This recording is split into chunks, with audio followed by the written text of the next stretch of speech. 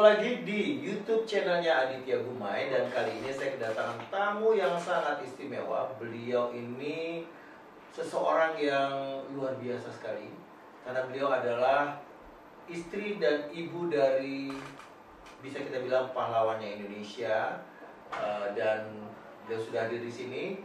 Sangat jarang mau diwawancara, tapi untuk channel YouTube-nya Aditya Gumai beliau berkenan. Kenapa saya sebut istimewa? Karena beliau adalah istri dan ibu dari dua pahlawan Indonesia. Kita perkenalkan, ini dia Mbak Ida. Apa kabar Mbak Ida? Baik. Iya. Mbak Ida ini suaminya wafat di tahun 98 saat melaksanakan tugas, dan beliau bernama Letnan Kolonel Simpson Siga. Dan yang baru saja meninggalkan beliau juga putra beliau bernama Resa Tri Utomo, dan beliau wafat pada saat ikut bertugas di kapal selam Nanggala 402. Mbak Ida sekarang gimana nih kondisinya? Udah lebih tegar? Kalau dibilang tegar, enggak juga. Iya. Karena kan apa namanya anak susah ya, karena anak itu bagian dari kita kan. Kita hamil, kita lahirkan, dan rasanya 25 tahun 344 hari saya masih merasa masih kurang, masih ingin memeluk dia. Tapi keadaannya seperti itu, jadi rasanya saya mesti bersahabat dengan keadaan karena terlalu sangat menyakitkan hal ini.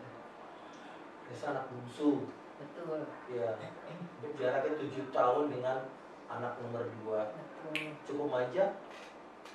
Kalau dibilang manja, karena anak ini ditinggal ayahnya waktu masih balita. Jadi dia hanya mengenal saya sebagai seorang ibu, orang tua tunggal yang bekerja. Banyak waktu-waktu saya yang tidak bisa menemani dia. Barangkali kalau waktu dia libur, saya masih bekerja. Tapi kalau dia libur biasanya saya bawa ke kantor. Oh, kerja di mana Mbak Ida? Ya, kebetulan saya di Balai Kartini. Oh iya. Mbak Ida, kenangan apa yang paling melekat tentang seorang Resa? Anak ini tidak pernah menuntut banyak. Sedikit pun dia tidak menuntut. Dia nerimo, kata orang Jawa bilang. Saya sampai waktu dia nggak ada, dia kebetulan hobinya basket. Jadi saya sampai berpikir, kayaknya dia nggak pernah dia minta sepatu basket yang harganya jutaan. Saya berpikir, ada beberapa saat, beberapa waktu gitu, kalau kami di kantor ada Nike atau apalah judulnya, sepatu jadi diskon sekian persen, biasanya di kantor kami itu biasanya saya bilang, Adi mau datang nggak? Nah ini di kantor mami ada ini, ya udah aku lihat. Jadi itu biasanya sepatu yang harganya 2,5 juta, 75% tentu sudah nomornya tidak lengkap gitu. Yang ini aja deh, jadi dia nggak pernah mami harus beli sepatu katanya N1 atau bagaimana, nggak pernah. Anak ini nerimo. Saya juga rasanya sampai sekarang kayaknya dia nggak pernah minta apa-apa gitu. Itu ya kenangan yang paling Iya, dekat, ada bagaimana nerimonya seorang Resa. Kita flashback dikit nih Mbak Ida.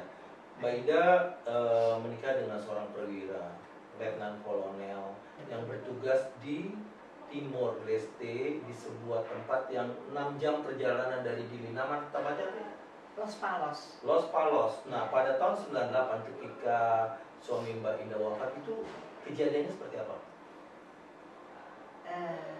Jadi kami sekolah, suami sekolah, sekolah di Angkatan Darat itu ada namanya sekolah Komando Angkatan Darat. Jadi waktu itu dia angkatan 95-96, 1 tahun ya sekolahnya. Waktu dia sekolah, saya hamil Resa.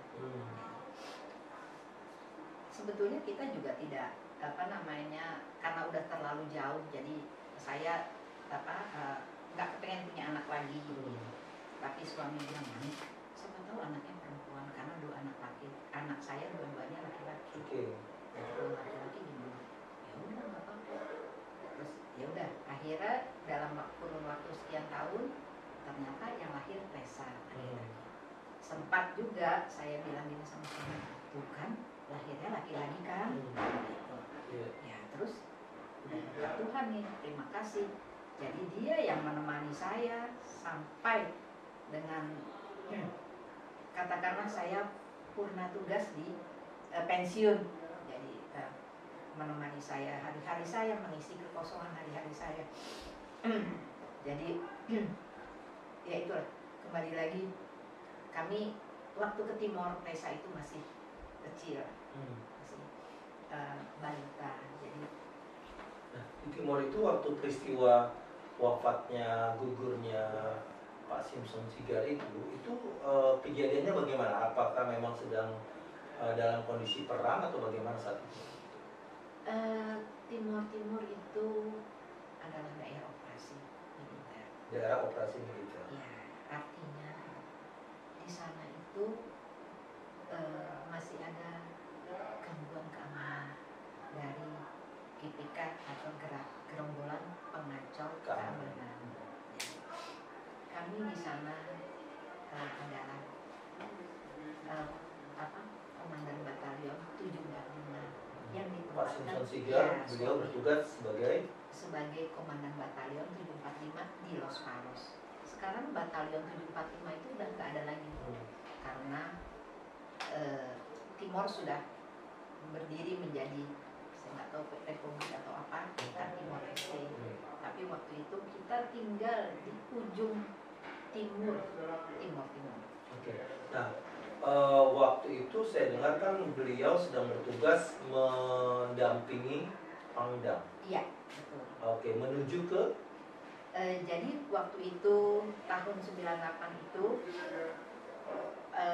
serah terima Panglima Daerah Militer Udayana.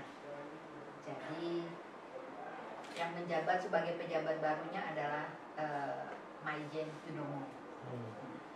Jadi almarhum Maijen Yudomo, beliau 8 hari menjabat sebagai Pangdam. Beliau ingin melihat daerah operasi di Timor. Naik heli. Jadi dari Bali beliau berangkat, kita ke Timor. Timur itu ada pesawat. Jadi dari Bali beliau ke Timor, habis itu naik heli ke daerah operasi pasukan yang ada di bawah. 12 orang ada di pesawat heli. Iya, 12 orang ada. Dan pesawat itu jatuh. Semuanya wafat. Termasuk Pangdam.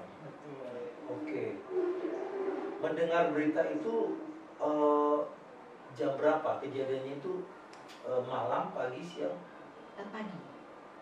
Langsung dapat kabar atau bagaimana? Gini, kebetulan waktu itu sedang Pangdam beserta ibu, ketua Persid, tapi tidak masuk itu, ketua Persid ya, di kita mengadakan pengarahan ibu-ibunya. Jadi beliau yang berangkat, ibunya di kita. Habis pengarahan itu kebetulan waktu itu Wadanrem. Jadi Danrem kami itu di Timur Korem 164 Wiradharma yang sekarang sudah tidak ada lagi. Pangdamnya itu Bang Slamet Sedebutan, beliau juga ada di heli itu. Terus Wadanremnya adalah Bapak Suryo Prabowo. Tapi waktu kejadian itu beliau sudah sedang melopen dengan Wagub Timur, jadi tidak ada di kita.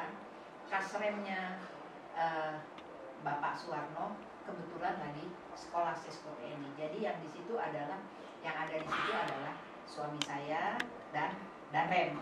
Jadi biasanya di Korem itu pemegang operasi itu adalah tangan kanan komandan Korem. Helikopter itu jatuh ditembak atau emang kerusakan teknis? Saya nggak tahu. Ada yang bilang karena Jakarta habis merah. Ya, Jakarta. Peristiwa turunnya Soeharto tahun 98. Orang bilang di CNN katanya, tapi kan saya nggak tahu. Ya. Di CNN bilang beritanya itu heli itu kendalinya di ekor. Jadi kalau dia ditembak di ekor, pasti dia nggak bisa apa-apa. Jadi dia kendali heli itu ada di ekor. Jadi di CNN bilang bahwa ada kilatan di ekor pesawat. Tapi bagaimana betulnya saya nggak tahu. Oke.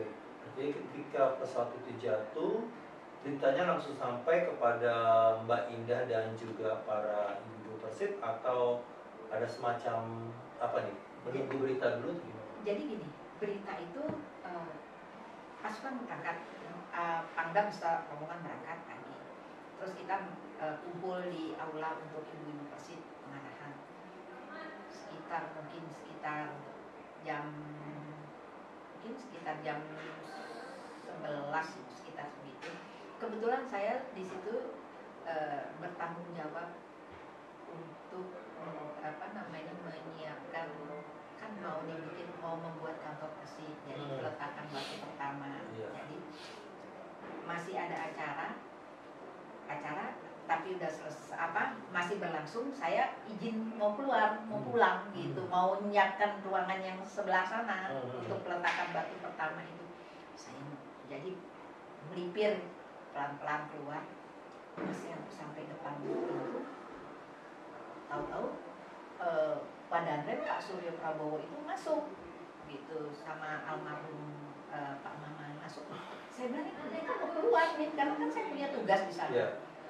Kita mau keluar, ditutup, jadi saya nggak bisa keluar. Terus habis itu, ya ada berita ini kita mau berita pesawat jatuh. Tapi suami saya waktu itu sebetulnya dia nggak bilang kalau dia akan berangkat di pesawat itu. Ya, jadi tidak bilang. Karena kalau komandan pergi harus ada yang jaga kamar, dan biasanya jaga kamar itu suami kasih op gitu, karena dia yang bisa memerintahkan operasi itu dia di bawah kendali dia gitu. Tapi malah ikut ya. Tadinya saya nggak tahu, jadi sampai malam. Jadi kita dibawa ke RT PAN dengan ibu-ibu Yudomo, Bu Slamet Sidabuta, saya, kebetulan kan Bu Yudomo sedang mati. Jadi suasana itu kacau sekali, udah kacau, saya udah nggak bisa lihat. Kebetulan anak saya juga masih kecil, jadi anak saya nomor 1 yang telepon gitu. 12 itu gugur semua, jadi pesawat itu. Tapi saya nunggu berita sampai dengan saya sih nggak tahu ya, dimandikan, dipakaikan baju kan, dipeti ya, jadi dia pakai bajunya PDU 1 kalau nggak salah.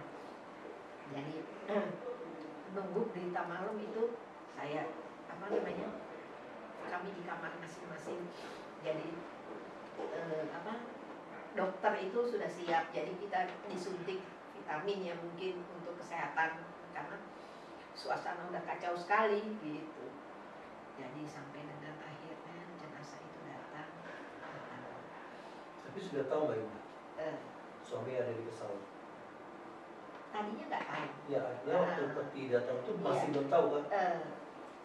Akhirnya kebetulan ada kawan saya, ibu kasih intelnya, sebetulnya kasih intel itu beliau yang mendampingi Danrem untuk mendampingi Pangdam. Jadi kasih op turun, nggak ikut gitu.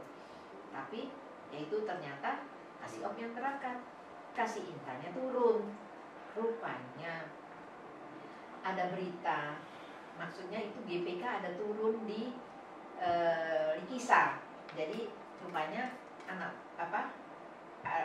berita ada GPK turun di Likisa, sehingga waktu itu Komandan Korem Pak Slamet Sidabutar bilang, ya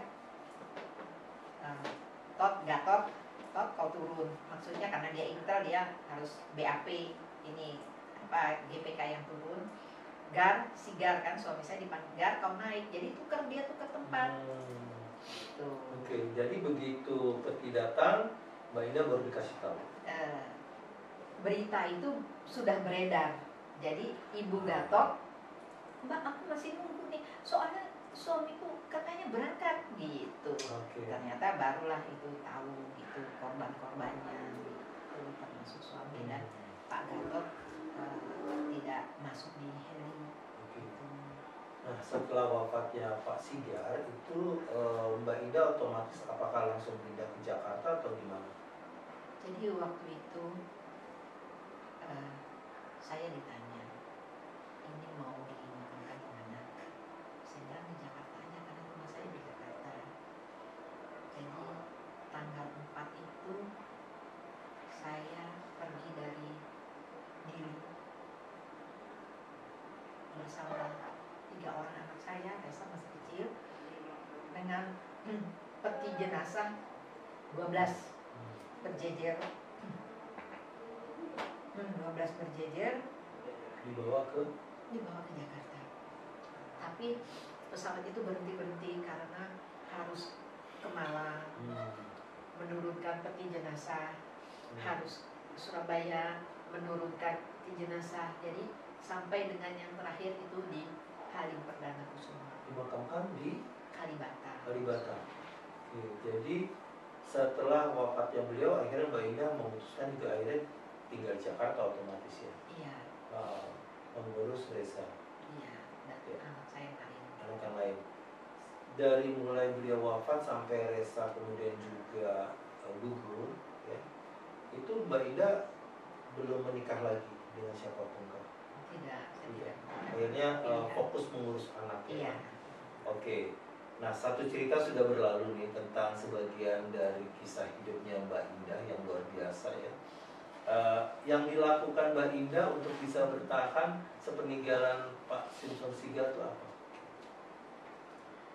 Bekerja langsung? Saya bekerja, ya. Jadi saya bekerja, tapi kami ada kebetulan kami Habituren 82, suami itu kan Habituren 82.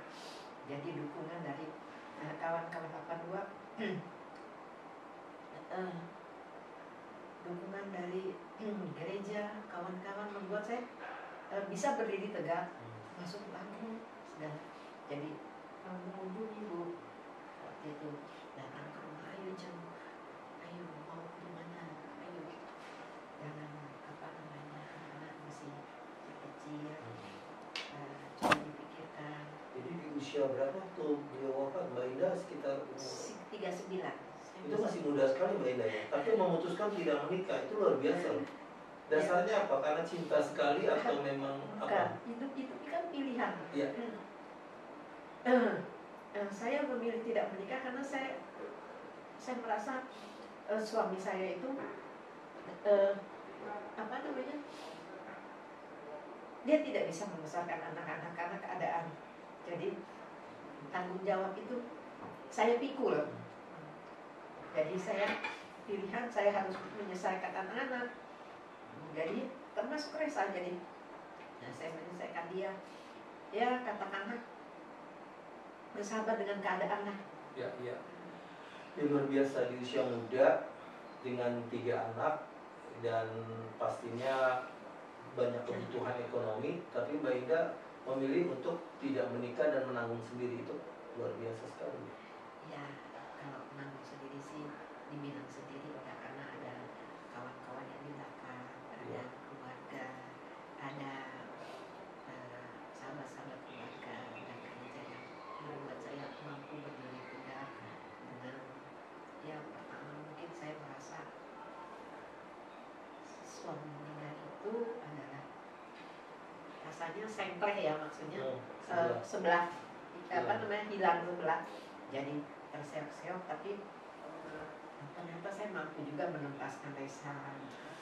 Hilang sebelah, sekarang hilang sebelah lagi dengan Resa pergi. Sebetulnya seperti itu. Karena Resa itu ada satu yang saya ingat dengan dia.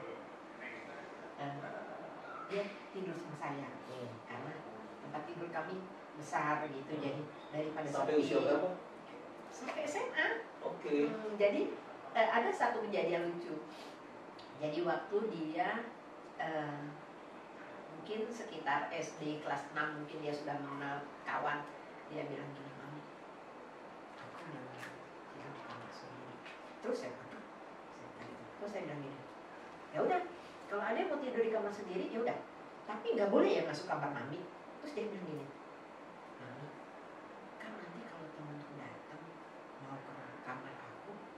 aku bawa ke kamar mami.